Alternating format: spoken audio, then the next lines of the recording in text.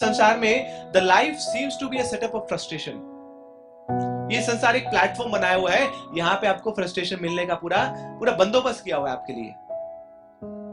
सब कुछ दिया जाता है और सब कुछ छीन भी लिया जाता है। आपको आपके पड़ोसी भी दिए जाएंगे, आपके संबंधी भी दिए जाएंगे, माता पिता भी दिए जाएंगे, और थोड़े समय में ले भी लिए जाएंगे।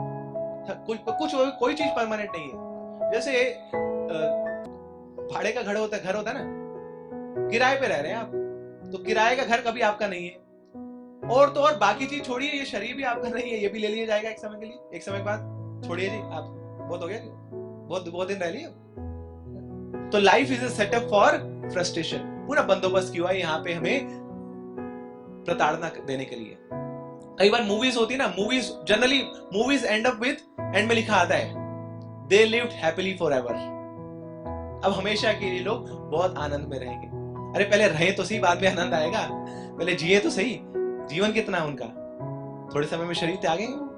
तो भगवान बोलते हैं यह है दुखालयम अशाश्वतम। मगर ये जानने के बाद भी कि ये संसार अनित्य है, संसार हमेशा नहीं रहने वाला, हमारे अंदर एक इच्छा रहती है, एक लॉन्गिंग है कि ये जो हमारे संबंध है हमेशा बने रहे।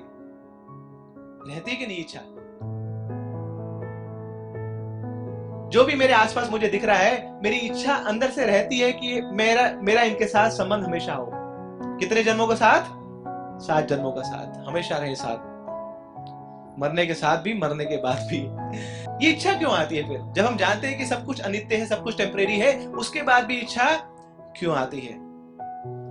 क्यों आती है? क्योंकि ये भौतिक शरीर तो भौतिक है, मगर इसके अंदर एक स्पिरिचुअल कोर है, और वो जो स्पिरिचुअल कोर है उसकी इच्छा है हमेशा सच्चित और आनंद प्राप्त करने की। ये जो आत्मा है वो सच्चित आनंद है।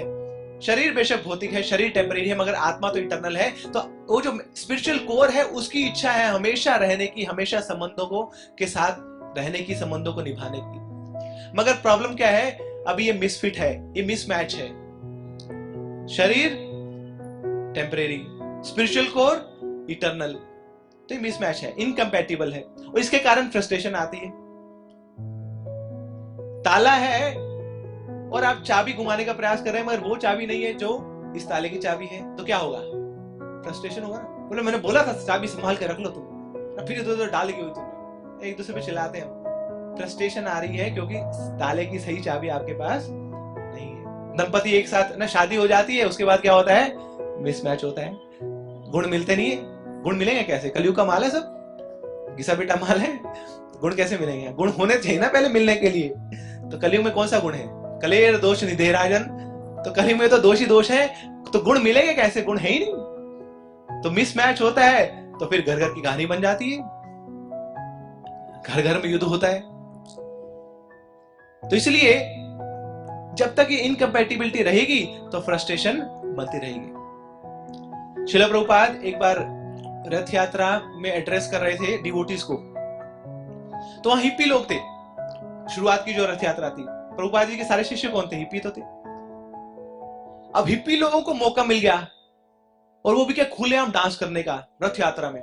खूब बड़े बड़े बैंड थे वहां पे, चड़क चक चक चड़क, तो हरे कृष्णा कृष्ण कृष्णा हरे हरे, और तो सब नाच रहे हो।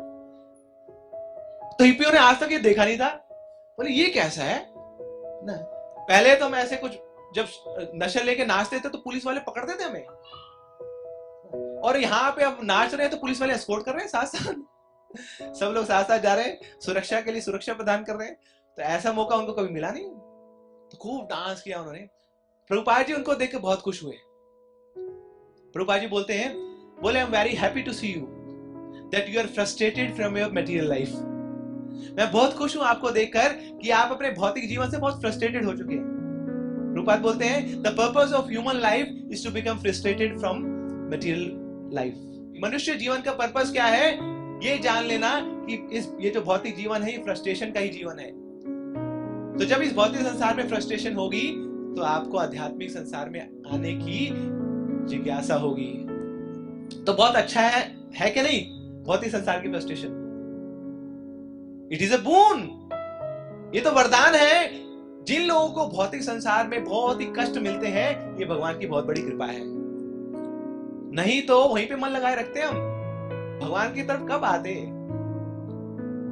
भगवान गीता में बताते हैं ना, 4 प्रकार के लोग मेरे पास आते हैं। कौन कौन से हो? आर्तो अर्थार्थी जिज्ञासु ज्ञानी च भरतर्षभ। तो 4 प्रकार के लोग हैं जो मेरे पास आते हैं, आर्तो अर्थार्थी जिज्ञासु ज्ञानी। मगर असली में ये 4 प्रकार के लोग कौन है? The first one is the frustrated, the second one is the frustrated, the third one is the frustrated and fourth one is the frustrated. जो फ्रस्ट्रेट है वो भगवान के पास आता है कि नहीं? सच बात है कि नहीं? हम लोग क्यों आए भगवान के पास? कोई अंदर से भावना जागृत हुई थी, कोई प्रेम जागृत हुआ था कि रात को सपने में ठाकुर जी आ गए, अगले दिन उनके चरणों में गिर गए, और ठाकुर जी आप ही है मेरे, आप ही मेरे रक्षक हैं, नहीं रह पाऊंगी मैं आपके बिना, ले लो मुझे अपनी शरण में। ऐसा हुआ था क्या? अरे नहीं, पूरे संसार के मजे लूटने का प्रयास किया, खूब ऐशो आराम की जिंदगी बिताने के बाद जब पता लगा कि भैया अंगूर खट्टे हैं, तब जाके आए ठाकुर जी आपके पास।